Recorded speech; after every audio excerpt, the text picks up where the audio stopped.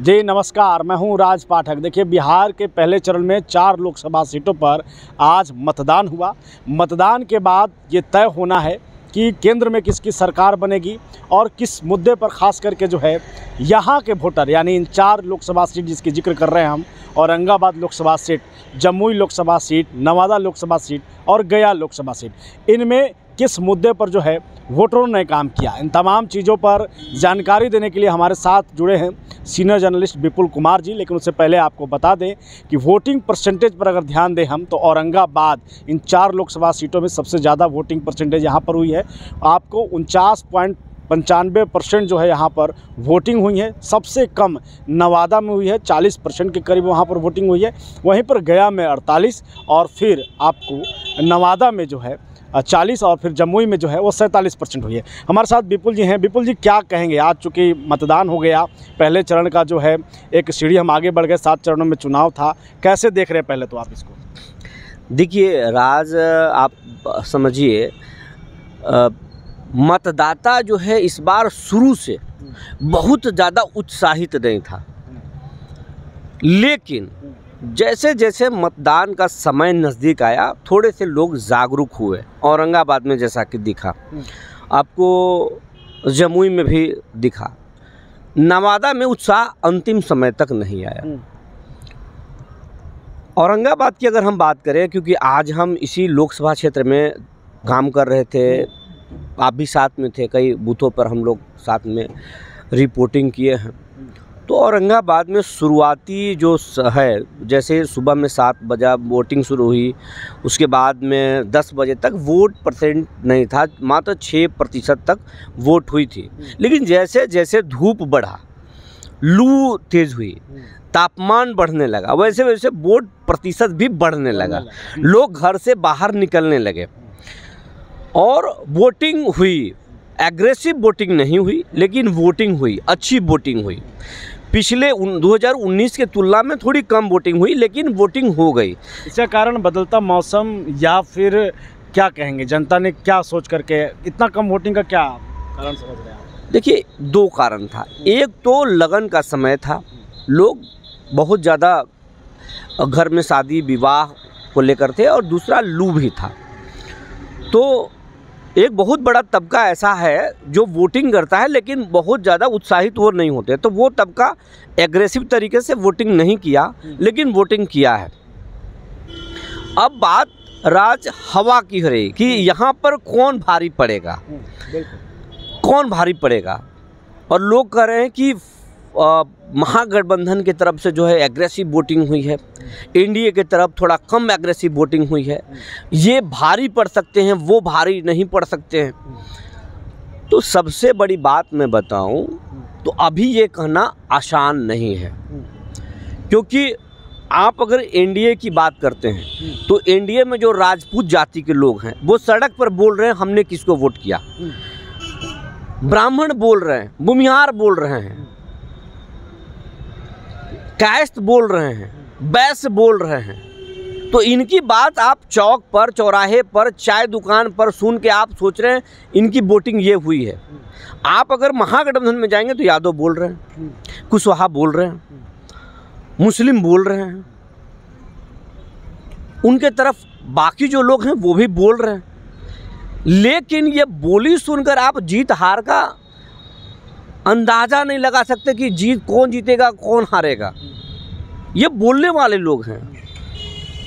जीत और हार तो उन पर होगा जो साइलेंट वोटर है, जैसे महिला, सरकार के लाभार्थी, जैसे वृद्धा पेंशन जो पाते हैं, फ्री राशन जो पाते हैं, जो आयुष्मान भारत बना करके बैठे हुए हैं, जो ट्रिपल तलाक वाले जो महिला हैं, वो तो तमाम जो साइलेंट वोटर है, जिसको आप अब मान लीजिए मुस्लिम महिला हैं तो आप उसको आप महागठबंधन के वोटर मान रहे हैं कि वो महागठबंधन के वोटर है, लेकिन वो रियल में कहाँ वोटिंग की है वो आप नहीं जानते हैं।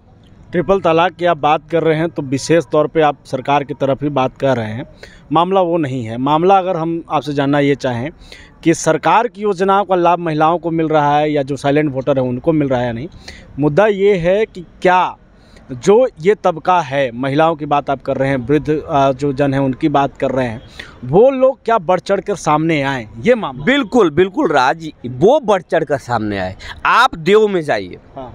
देव में जो साइलेंट वोटर थे, महिलाएं भी कस के वोट की हैं। आपको जो फ्री राशन पाने वाले जो वोटर हैं वो भी तो एग्रेसिव तरीके से सुबह से ही कतार में खड़े थे और उन्होंने वोटिंग किया है। आप एनडीए वाले मानेंगे कि हमारे वोटर हैं, महागठबंधन के लोग मान रहे हैं कि ये हमारे वोटर हैं। इसमें क्या जो आप बोल रहे हैं फ्री राशन, सरकार की तरफ से जो योजनाएं चलाई गई, उसका असर दिख रहा है आपको? उस पर भी एक कहीं ना कहीं मतदाता जो है उन्होंने इस पर भी ध्यान दे रखा है? नहीं, बिल्कुल बिल्कुल।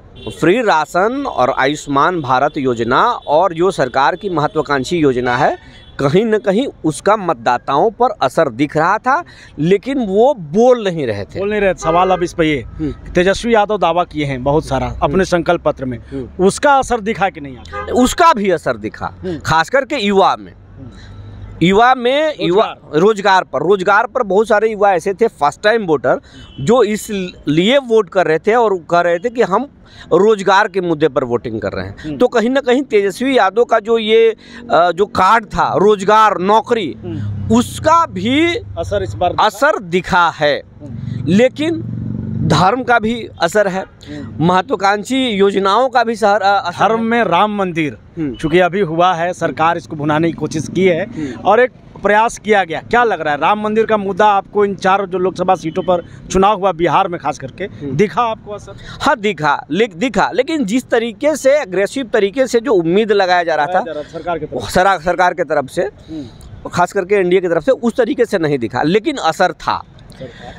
लेकिन वोटों में जो रिजल्ट की बात कर रहे हैं कि भारी कौन पड़ेगा, तो भारी पड़ेंगे जो सरकार की महत्वाकांक्षी योजना है, जो साइलेंट वोटर है, जो पा रहे थे, जिन्होंने वोटिंग की है और लेकिन वो खुलकर नहीं बोल रहे कि हमने किसको वोटिंग किया है। वो उनके जाति के आधार पर आप मान रहे हैं कि वो वहाँ कर दिए होंगे, वो यहाँ कर दिए होंगे, लेकिन वो बोल नहीं रहे हैं। तो असली रिजल्ट और नतीजा वही बताएंगे साइलेंट वोटर बताएंगे। हम लोग को तो बताना नहीं है जीत हार का कुछ भी अभी अनुमान। मैं बस ये जानना चाहूँगा विपुल जी कि अभी हाल ही में लगातार चुनाव हो रहे हैं, फेक वीडियो भी कई वायरल हुए हैं। इस बीच इस वक्त जो तूल पकड़ा हुआ है वह है चिराग पासवान की मां को जो गाली पड़ा, ऐन वक्त पे वोटिंग से 2 दिन पहले इस तरीके का मामला तूल पकड़ना, उसके बाद चिराग पासवान एक्टिव होते हैं, एनडीए का तमाम तबका एक्टिव होता है, तेजस्वी से सफाई मांगा जाता है। क्या लगता है आपको, उसका असर भी कहीं ना कहीं जो गोलबंद करने की कोशिश एक समाज को की जा रही थी, जाति को, दिखा आपको? देखिए, हम आपको साफ साफ बताते हैं, अगर ये वीडियो सामने नहीं आता तो चिराग पासवान को बहुत बड़ा नुकसान होने वाला था, ये आप जान लीजिए। पासवान जाति का एक बहुत बड़ा तबका है जो जय भीम से जुड़ चुका है। और वो एनडीए से नाराज चल रहा था, मतलब महागठबंधन की तरफ उसका रुझान था। लेकिन जो जमुई का वीडियो सामने आया, तेजस्वी यादव के सभा में जिस तरीके से अमर्यादित तरीके से भीड़ में से एक युवा ने बोला और वो जो वीडियो वायरल हुआ, उसके बाद से महागठबंधन को नुकसान हुआ और एनडीए को कहीं ना कहीं फ़ायदा हुआ। पासवान जाति के जो लोग कट रहे थे एनडीए से, वो कहीं ना कहीं एनडीए के तरफ आ गए, इसका फ़ायदा हुआ। एक सवाल मेरा बस इस पर है, अभी का जो लगातार सर्वे आ रहा है, आप अक्सर सुन रहे होंगे संविधान को लेकर के चर्चा, लगातार हम लोग भी डिबेट कर रहे हैं, प्रधानमंत्री मोदी भी खुले मन से कह रहे हैं संविधान पर खतरा। ये बड़ा विषय महागठबंधन ने बना दिया है, सफाई भी सरकार दे रही है, महागठबंधन के जो तमाम नेता हैं वो भी इस पर जोर दे रहे हैं। और इसका असर क्या वोटरों में जा रहा है? वोटरों के मन में क्या संविधान को लेकर के खतरा या फिर कहीं ना कहीं उन पर विश्वास, इस तरीके का क्या आपको दिखा असर? देखिए, ये भुनाने की ज़बरदस्त कोशिश की गई है कि संविधान खतरे में है और खतरे में आ जाएगा। इसका थोड़ा सा फ़ायदा महागठबंधन को हुआ है कि कुछ जो एनडीए के वोटर माने जाते थे या जो बीएसपी के जो कैडर माने जाते थे, वो भी कहीं ना कहीं वो महागठबंधन की तरफ टर्न हुए, कुछ परसेंट टर्न हुए। तो इसका थोड़ा सा असर है, लेकिन बहुत असर नहीं है, क्योंकि जो इंटेलेक्चुअल क्लास है, जो पढ़े लिखे लोग जो हैं महागठबंधन के भी या पिछड़ी जाति में, अति पिछड़ी जाति में या महादलित परिवार में, उनको भी मालूम है कि अब संविधान में कोई छेड़छाड़ नहीं कर सकता है। स्वयं अगर बाबा साहब भी आ जाएंगे, वो चाहेंगे कि हम छेड़छाड़ कर दें, तो अब संभव नहीं है, क्योंकि देखिए मीडिया का बहुत व्यापक रूप हो चुका है। इंटरनेशनल लेवल पे वो बवाल खड़ा हो जाएगा और सरकार घिर जाएगी, तो ये संभव नहीं है। एक सवाल लेते हैं बस आपसे, उसके बाद हम लोग इसको करेंगे, क्योंकि लगातार आप अपडेट दे रहे हैं। सवाल ये है कि इस लोकसभा में इंडिया गठबंधन सामने था और एनडीए सामने था, ये देख रहे हैं हम। बीएसपी ने भी अपने उम्मीदवार उतारे बिहार में इन 4 लोकसभा सीटों पर, लेकिन मायावती कहीं भी नज़र नहीं है, न उनका कोई कुनबा, न उनका कोई बड़ा नेता किसी तरीके से सभा करते दिखा। क्या लग रहा है, बीएसपी ने कहीं नहीं कि खुले मंच से या अंदर ही अंदर महागठबंधन को समर्थन दे दिया, और इसका असर ये रहेगा कि एनडीए को यहाँ पर थोड़ी मुसीबत झेलनी पड़ेगी। ये आपने अब तक के सवालों में सबसे अहम सवाल किए। बीएसपी ने कैंडिडेट जरूर दिया, लेकिन बीएसपी के कोई नेता नहीं आए। बीएसपी के कैंडिडेट ने बड़े पैमाने पे कैंपेनिंग नहीं की, हालांकि पहले भी नहीं करते हैं। और बीएसपी के जो वोटर थे, इस बार बीएसपी के झंडा नहीं लगा रहे थे, वो कहीं ना कहीं जय भीम के झंडा लगा रहे थे, और वो कहीं ना कहीं जो बीएसपी के वोटर थे वो महागठबंधन के तरफ रुझान में थे, वो टर्न किए हैं। ये बात है, इसका फ़ायदा महागठबंधन को थोड़ा मिलेगा और बीजेपी को, खास करके एनडीए को इसका नुकसान होगा।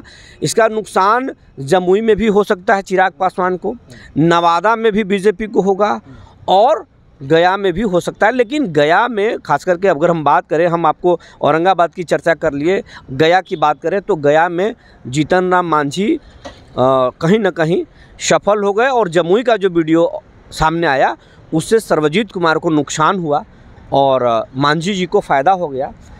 दिलचस्प मुकाबला चारों लोकसभा क्षेत्र में है, लेकिन गया में जो है मांझी कहीं ना कहीं खेल करने में। एक सवाल बस ये लेंगे आपसे कि 4 लोकसभा पर चुनाव हुआ, एनडीए की तरफ से तो दिखा, एकता दिखा, लेकिन महागठबंधन, जो एनडीए गठबंधन की हम चर्चा कर रहे हैं, उसमें कांग्रेस का कोई भी बड़ा नेता इन 4 लोकसभा सीटों पर अपनी रैलियां नहीं कर पाया, न किसी तरीके का कोई बड़ा सभा कर पाया। क्या लग रहा है, उसके जो वोटर हैं, जो कांग्रेस समर्थक हैं, उनमें उहापोह की स्थिति बनी महागठबंधन की तरफ, कुछ एनडीए की तरफ? क्या दिखा आपको नज़ारा? देखिए, यही तो चौंकाने वाला रिजल्ट आएगा, क्योंकि कांग्रेस से लालू प्रसाद यादव, तेजस्वी ने जबरन सीट छीन लिया था और बिना सहमति बने सीट शेयरिंग के, और उन्होंने सिंबल बांटना शुरू कर दिया था। तो ये 4 पहले फेज के जो 4 लोकसभा हैं, उस जबरन वो सिंबल बांट दिए थे। जैसे औरंगाबाद कांग्रेस से निखिल कुमार लड़ रहे थे, यहाँ पर अभय कुशवाहा को सिंबल दे दिए। वहाँ गया में सीट दे दिए वो सर्वजीत कुमार को, सर्वजीत को।